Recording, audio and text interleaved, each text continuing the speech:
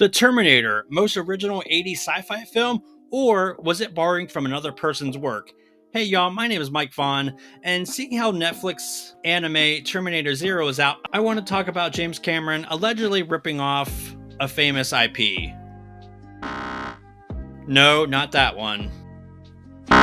No, not that one either.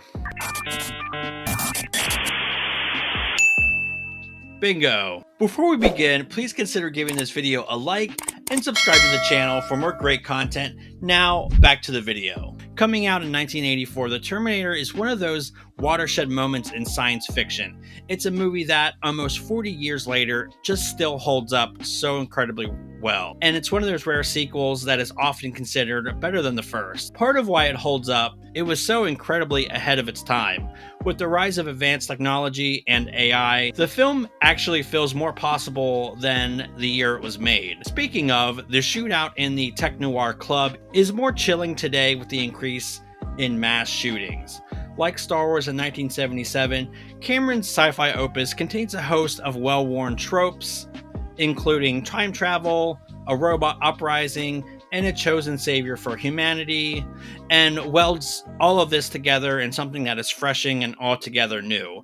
It also embraces its neo-noir elements, helping to form the subgenre known as tech-noir. In interviews, when asked what his inspiration for Terminator was, James Cameron said it came to him in a feverish nightmare. And here's an early image formed out of that dream, like this is literally stuff of nightmares. However, what if he lifted from other properties to form this chrome-plated vision of the future? The claims made against James Cameron came from the legendary sci-fi writer Harlan Ellison. Harlan Ellison was a prolific award-winning sci-fi writer of novels, novellas, and, important to this case, television scripts. And to say he was quite the character is an understatement. This was the guy who allegedly punched a fellow author and critic, Charles Platt, at a Nebula Award banquet and sent a dead gopher to Ace Books after the publisher breached their contract by allowing cigarette ads alongside his work. The latter gopher story would go down as stuff of legends, and after his passing, Neil Gaiman, longtime friend of Ellison and legend in his own right, confirmed the story to be true. Side note, the gopher was left on the publisher's desk over the weekend with the AC shut off, so it was pretty nasty when folks returned that Monday. He was also extremely anti-Vietnam, and this would reflect in a lot of his work, especially Soldier, but more on that later. The point is, this man was pretty wild, and his personality and strong opinions could be extremely polarizing. In fact, Ellison was dubbed sci-fi's most controversial figure in October of 2017. But however you slice it, and despite what you thought of some of his views or things he may or may not have done, Google it, some of it is yikes. You cannot deny his influence. Ellison was at the forefront of what is considered a turning point for science fiction, namely in the 60s and 70s. His work would go on to help shape the genre going forward and inspire other writers and artists. In terms of novels, Ellison is perhaps most famous for his works like I Have No Mouth and I Must Scream, as well as A Boy and His Dog, which was made into a film. Side note, I really enjoyed that film and you should check it out. On the small screen, Ellison was a gun for hire, writing for everything from The Flying Nun to the Alfred Hitchcock Hour. Though he dabbled in different genres, it's his work in science fiction that has left an indelible mark on fans. Trekkies will no doubt know his work on the episode The City on the Edge of Forever that aired April 6th, 1967. This episode is a huge fan favorite, with IGN, Slash Films, and The Hollywood Reporter all proclaiming it as the best episode of the original Star Trek series. And in order to keep this from spiraling out of control, I'll keep the behind-the-scenes drama between Ellison and Roddenberry out of it, but it could be its very own episode. And hey, let me know if y'all want to see that in the future, or maybe you're from the future, in which case, welcome. You can also see his name pop up on recent shows. For example, his short story, Life Hutch, was adapted for an episode of the Netflix series Love, Death, and Robots. However, it's the 2 episodes of The Outer Limits he wrote that would lay at the heart of the claim against plagiarism. These episodes are Soldier and a little bit of the demon with a glass hand. Both episodes were during the Outer Limits' second and final season. I'm going to break down the similarities between Soldier and the Terminator. Both the Terminator and Soldier open in a futuristic hellscape that is strikingly similar to one another. There is Quarlo and there's Kyle. Both are soldiers who come back to the present via lightning and end up in an alleyway. We later learn that this form of traveling burns their skin via radiation. To blend in, both men don trench coats. Almost right away, the strangers are pursued by the police and ultimately are taken to a mental health facility. Of course, even as both men plead their case, nobody believes them. In both cases, the interview with the patient is recorded and later discussed, pondering what exactly is happening inside these men's minds. They even have a very close, "you don't get it, and I do" type of speech. Of course, when they aren't believed, both Quarlo and Kyle attack the doctors. Both Terminator and Soldier make a point of showcasing the time travelers as love being something they're missing in their lives. Trained from birth by the state, he has never known love. Animals also seem to be great at spotting the baddies. In Soldier, cats can spot the troopers, and in Terminator, it's the dogs. Now, the following is the story of how Ellison found out about the Terminator, and in his own words. I will say from the outset that some of this has been verified by other people, but most of it comes from Ellison himself. Just to say, please take this all with a fistful of salt.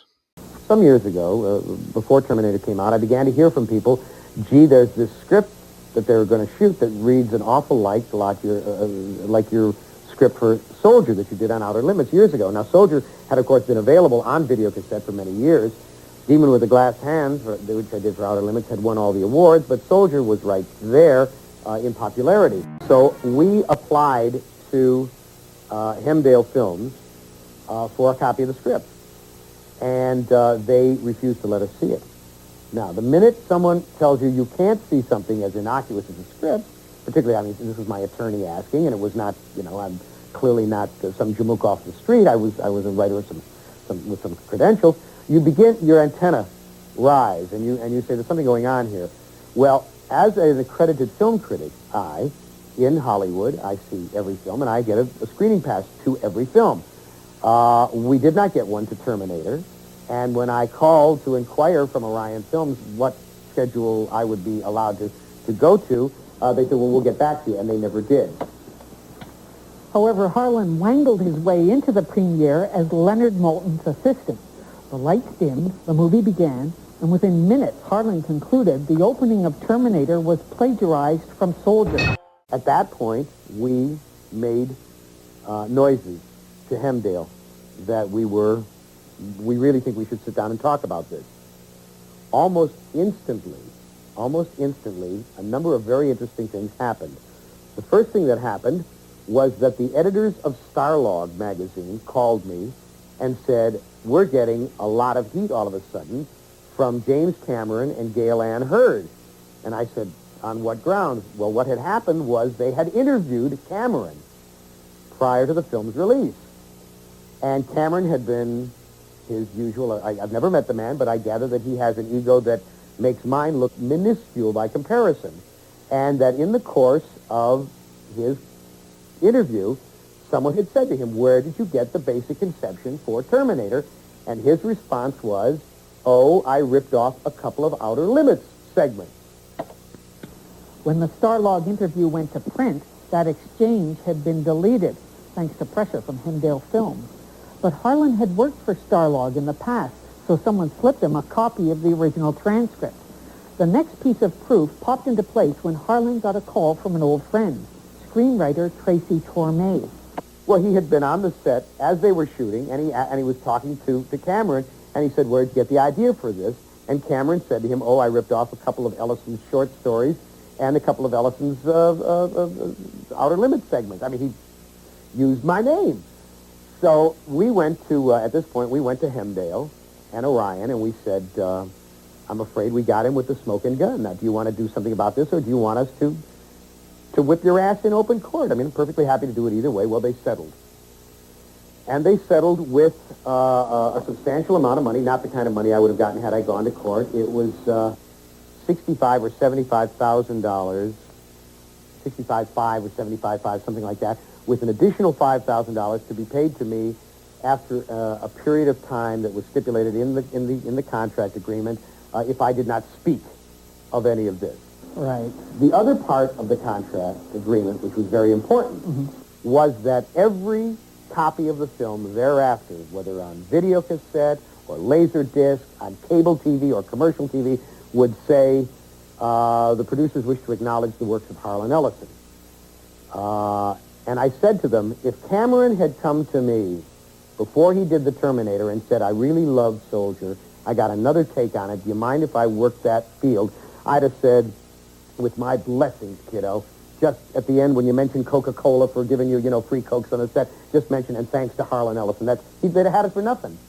And anyone can have it for nothing. Any of my work for nothing if they ask me and they say, I got a great idea here, I'd really like to take off from this, do you mind if I work? If they acknowledge that that's where it came from, I don't want a dime of their money, I don't want a dime of their credit. All I want is equal time for creators. That's where my interest in creators' rights lies, which has been a fight I've been fighting. Though never officially brought up in the complaint, I would be remiss if I didn't mention Demon with a Glass Hand. The episode follows a mysterious man whose past is even unknown to himself. He finds that he has a glass robotic hand that helps him figure out his surroundings and how to evade capture. It also has a time travel element. This one is less overtly like Terminator, besides the ectoskeleton kind of hand, but I do find it fascinating nonetheless. Ellison brought his lawyers into the picture, and Orion wasn't having it. They weren't totally sold on the film to begin with, and they certainly didn't want to risk a costly court battle and possible payout. Indeed, if Ellison could prove to a court of law that Cameron had stolen the story ideas, the studio would have to pay the author additional fees in royalties. Now, Cameron himself wasn't the post-money king of the mega blockbuster he is today. In fact, he was basically broke and sleeping on a friend's couch. Orion forced the director to settle for a fee that is different depending on who you hear the story from. So Ellison was paid one flat fee and got a credit at the end of the film. Cameron always hated having to settle, and the credit is supposedly something that has always been a thorn in his side for decades. Did James Cameron borrow or outright steal ideas from Harlan Ellison? The only one that knows for certain is Cameron himself. Unlike his contemporaries like George Lucas, who has always been very forthright with the inspirations behind, say, Star Wars, Cameron remains very tight-lipped about the subject.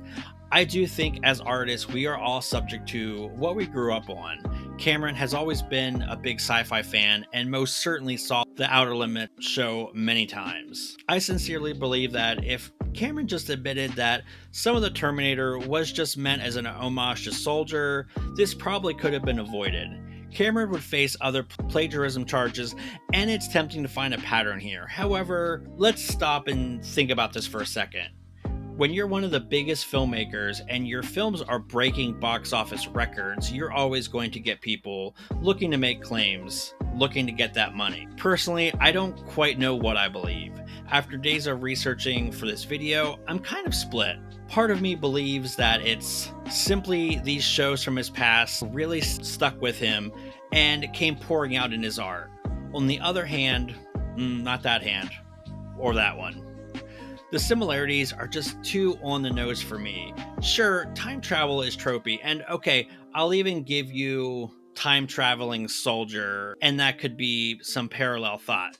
But a time traveling trenchcoat wearing stranger who comes via lightning, not to mention how both futures look very much alike, and the whole animals thing, I don't know. Either way, you know what? While I find this topic fascinating, and I hope you do too, at the end of the day, who cares? The Terminator is very much its own original film.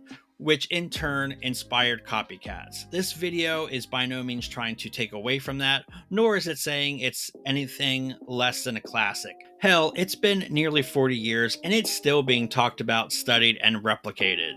To me, that's the lasting legacy of the Terminator. Not about the lawsuits, but about the friends we made along the way.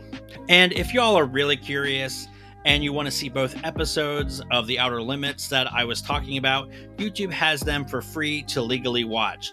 I will link those in the description along with my various information sources, because I do believe it's really important to be transparent about where I get my information from. I hope you enjoyed that video, and hey, the robot overlords demand you check out these other videos, and I will see y'all in the next one.